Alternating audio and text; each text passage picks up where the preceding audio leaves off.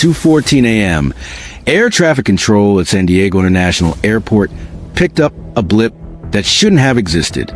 Flight Coastal Air 318 was approaching from the west, descending normally, transponder active, call sign clear. The problem was simple and impossible at the same time. That flight had vanished 20 years ago. On July 9, 2006, Coastal Air 318 departed Honolulu for San Diego with 142 passengers and 6 crew members. 90 minutes into the flight, the cockpit stopped responding.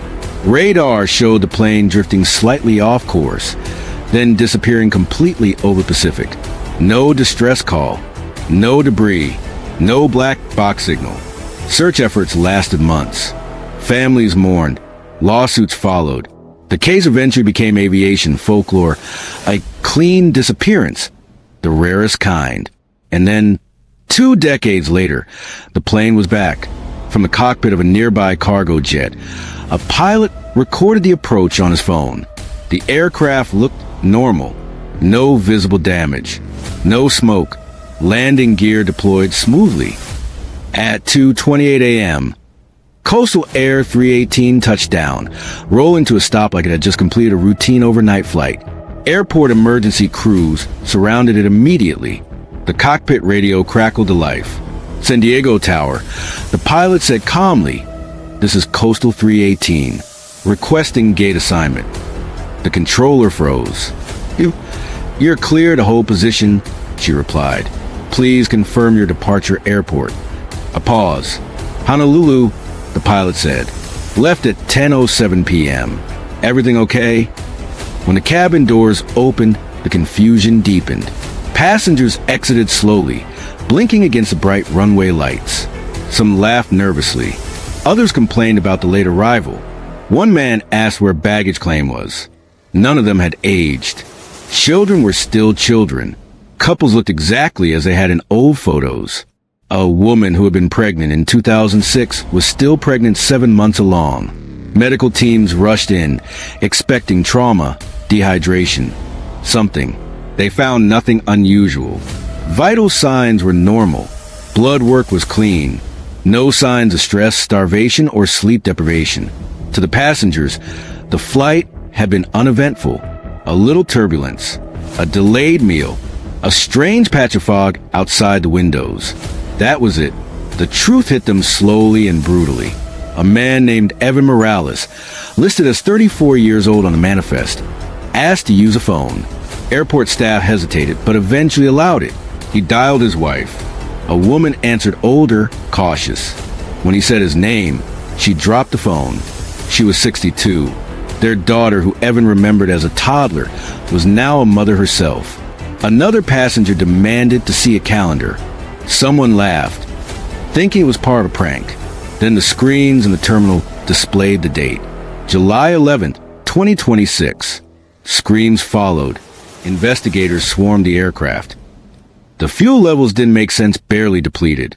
The engine showed no long-term wear. The onboard clock system was exactly 20 years behind. But the strangest detail was found in the flight data recorder. There was a 46-minute gap.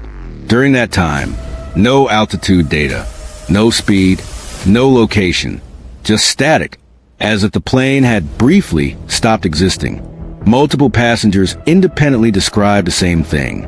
A dense, silver-gray fog outside the windows, so thick it blocked out the sun, so quiet that engine noise felt muted.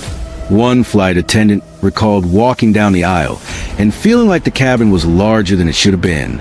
Another passenger said he saw lights moving in the fog, not planes, not stars. Something else. To this day, no 2 official reports agree on what that fog was. The passengers were quarantined, interviewed, tested endlessly. They didn't belong to the present. Their bank accounts were closed. Their homes sold. Their spouses remarried. Their parents buried. Some adapted. Others didn't. One teenager from a flight, now legally older than his own birth certificate, asked a question that made investigators uncomfortable. If we landed now, does that mean we were somewhere else before? No one answered him. 3 months later, Coastal Air 318 was quietly moved to a secure hangar.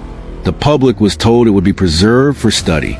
But during a routine inspection, a technician noticed something new. Scratched faintly into the inner frame of the cockpit door, beneath layers of paint were tallies. Hundreds of them, carefully grouped, methodically marked, as if someone had been counting time. When the technician tried to report it, the markings were gone the next day, painted over, or erased. No record exists of who ordered it. Every passenger insists on the same detail. Right before landing, the captain's voice came over the intercom. Not panicked, not rushed, just calm.